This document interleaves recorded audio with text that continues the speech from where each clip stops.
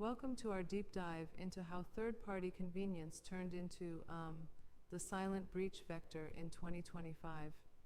The crux is this: organizations lock down internal systems, but vendors got a free pass with broad, unchecked access.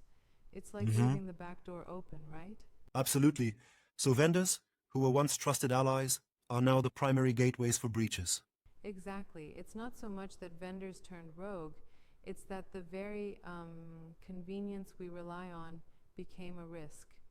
They granted vendors too much access for efficiency, Yeah, and there wasn't enough oversight. Access reviews were rare, offboarding was, well, practically non existent, and accountability pretty murky. that's eye-opening. So was there a specific case that really highlighted this vulnerability? Yes, there's a standout example. A vendor's contract ended, yet their access lingered for 8 months. Attackers simply compromised the dormant credentials, no malware, just forgotten access, and hit the jackpot with a loss of 2,040 crore rupees. Now that's a costly oversight. Wow, that's staggering indeed. It really underscores how unchecked trust, rather than malicious intent, often leads to breach incidents. But don't you think enforcing stricter controls might stifle vendor relationships? I get that concern. However, it's a balancing act. The vendors aren't the enemy, it's the lax controls around their access.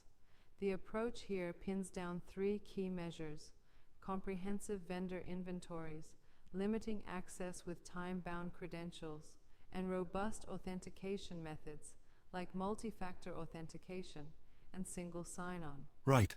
Without these measures, you're essentially inviting chaos. It makes sense to adopt a more forensic approach, mapping out every vendor, their access privileges, and enforcing expiry dates. That sounds like a proactive risk management play. Absolutely. In fact, they've even developed a vendor access risk index that tracks metrics like accounts without expiry dates and admin level privileges. This index, plus the control tests based on ISO 27001 and NIST guidelines, converts what was once vendor chaos into controlled digital trust boundaries. It's all about converting chaos into clarity. And by doing so, organizations can claim real accountability. It's interesting, though. Aren't there challenges with vendors adapting to these strict measures without affecting business agility? That's a valid point. It's not a one-size-fits-all, but the lesson is clear. Third-party risk translates directly to first-party impact. Regular audits, monitoring, and defined offboarding procedures ensure that convenience doesn't compromise security. Yes, It's about indeed. building trust by design. So, if boards and CISOs implement vendor access inventories and enforce time-bound credentials, it becomes much harder for attackers to exploit these access points. Exactly.